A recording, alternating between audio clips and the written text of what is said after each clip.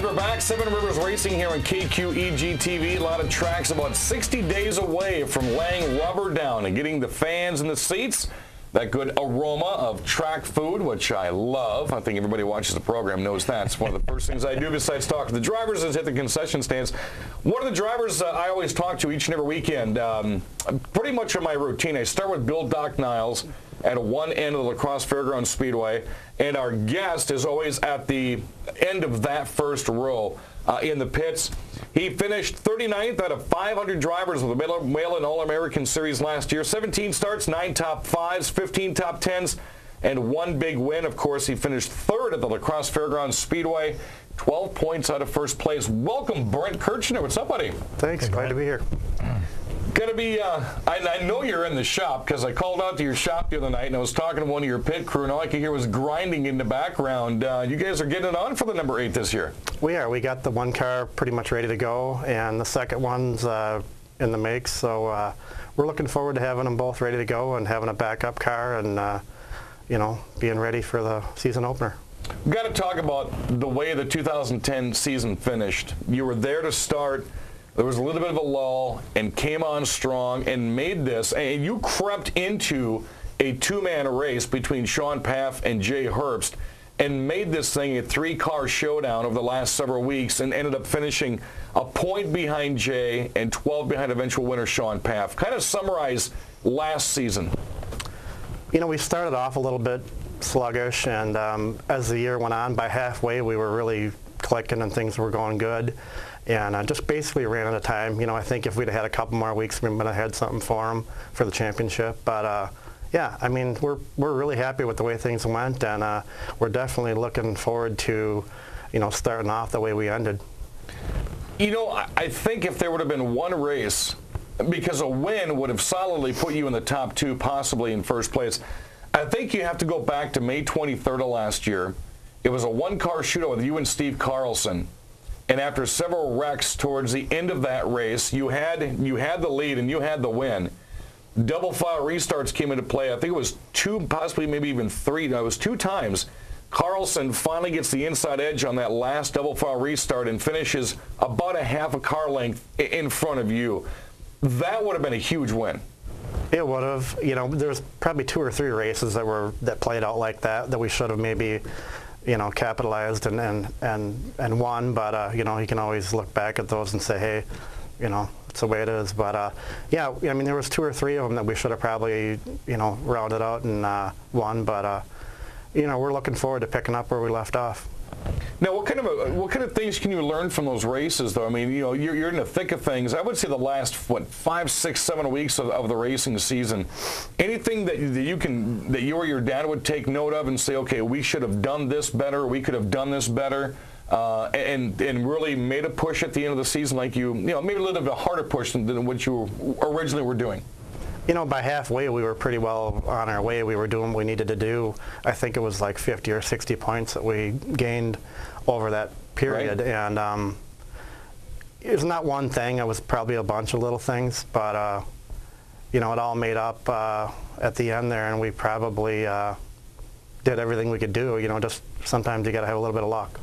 And not only were you involved in the points chase for the championship, you took 2nd place behind Todd Korish by only 10 points in the 6x6 dash, which is that is the most exciting race I have ever called in my career of race announcing. It's 6 cars, side by side, 3 deep, top 6 qualifiers. I mean, folks, if you haven't seen the 6x6 dash, it is the highlight of my night, besides fireworks and destroying things at the racetrack, that I like seeing. And that one came down to the last 6x6 dash of the season.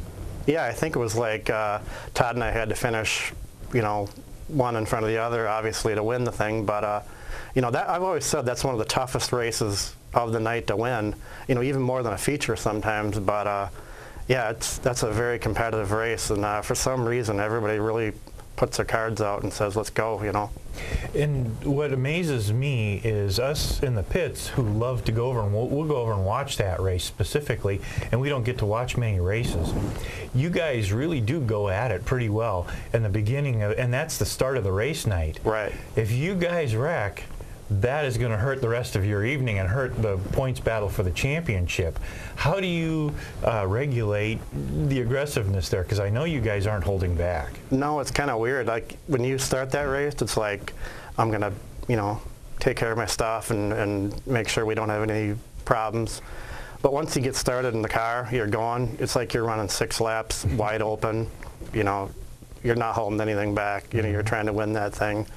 Probably racing harder on that than you do for the feature, you know, sometimes, you know. But that's probably the most competitive race of the night, no doubt. Brent Kirchner, our guest, drives the City Auto Sales number 8 on the Seven Rivers Racing Show today. Talk to us about nailing down and taking home the 2010 Tough Man Award at the banquet. That, according to some of your crew, was huge. Yeah, it was really neat. That's kind of a really neat award to receive. Didn't really expect it. You know, we go out every week and compete and try to, you know, do the best we can, and you know, whatever happens, happens, and we just, you know, do our thing. Talk to us about, I've talked to a lot of the late model drivers, not in the program yet, but we're going to really get into that this year, about the double wide restarts that were restarted last year. Are you in favor of or against the double wide restarts?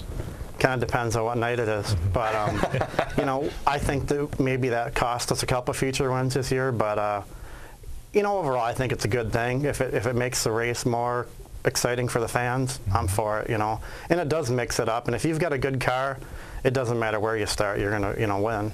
It also is kind of nice if you are one of the leaders and you get spun out or you get caught up in somebody else's mess.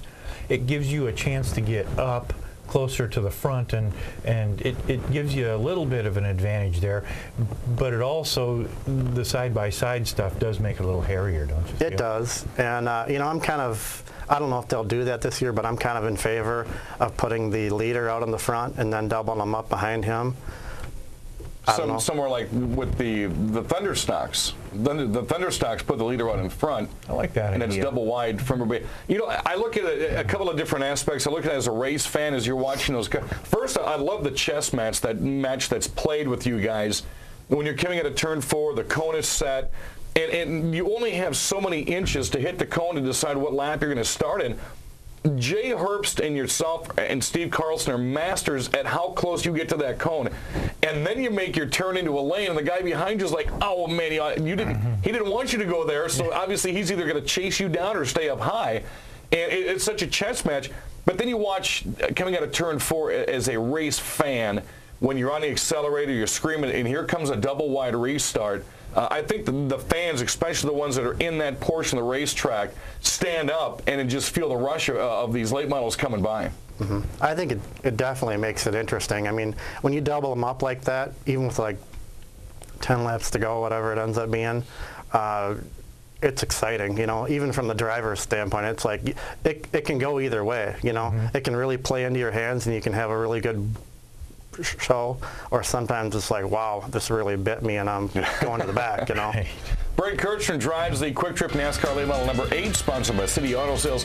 When we come back from a quick break, we're going to go inside of Brent's shop, and it is a shop. I'll tell you what, it's not just a garage. Brent's taking some care of that shop with his crew, and we're going to break down the insides of the number 8. Al Losi, Dan Dyker, you're watching the Seven Rivers Racing Show here on KQEG TV.